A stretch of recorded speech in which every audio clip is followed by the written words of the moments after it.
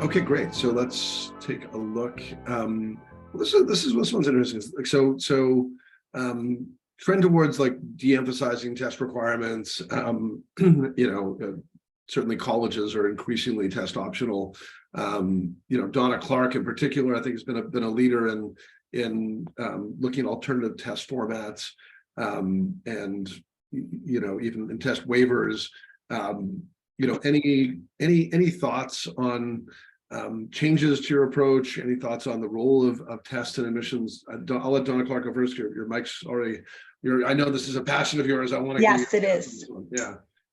Yeah, we have been experimenting with test optional and a test waiver for, I think, 3+ cycles now. We started with going test optional right in the very beginning of the pandemic. And what we found with going purely test optional is that there were a lot of applicants who applied who would have had a better application if they submitted a test score. And our philosophy is we want to do what's in the best interest of the applicant. So we switched and pivoted to a waiver. Philosophically, we believe that we have great data on how predictive the GMAT and GRE are. Having a test waiver is not at all any kind of indication that we don't believe in the validity or reliability of those tests. But we have captured some data to see what else in the application correlates with success, academic success in the classroom, and have found through working with enterprise analytics that there are other factors that do correlate. Some of them not quite as high as the GMAT or GRE, but pretty close. And so we have been offering a test waiver. And I think, having done this for a long time, just believe that there are some applicants who are otherwise stellar. They're stellar applicants, but not necessarily a stellar test taker. And we don't want to miss those.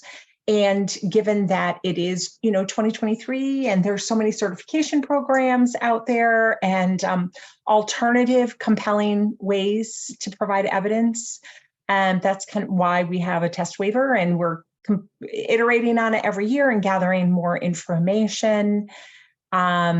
So we do have a test waiver, and you apply for it before you apply for admission, and the admissions committee will let you know if a test would be beneficial for you. It is not an indication that you might not be a good applicant. We're just saying, you know what, you're going to have a better chance if you take a test. Maybe there isn't quite enough alternative compelling evidence, so it would be in your best interest to take a test or not. Okay. Did anyone have any lessons from the pandemic that they applied that, any takeaways from when the world of test waivers? Did it make you more resolute in your tests? Did it make you is it neutral for you?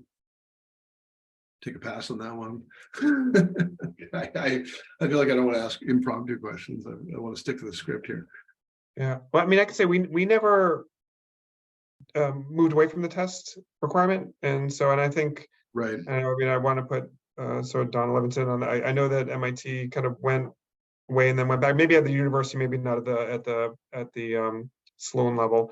But I think there's been a lot of sort of experimentation, a lot of trying to get a sense of what the right balance is. I applaud Donna Clarke for kind of adjusting and continuing to adjust, because it is true that for a lot of candidates, they candidates who apply without a test actually might benefit from the test. The test could actually help give comfort on areas that there might be some concern about. And so the test, it's not a universal good. And I think the other piece of it is, the moving away from the test at the undergrad level, especially. I know there's been a recognition of kind of some of the bias inherent in the test and trying to kind of move away from that. But the concern is, for us at least, when you lose data, then there's the possibility that admissions officers might then rely on other aspects of the application that are even more subjective and even more prone to bias.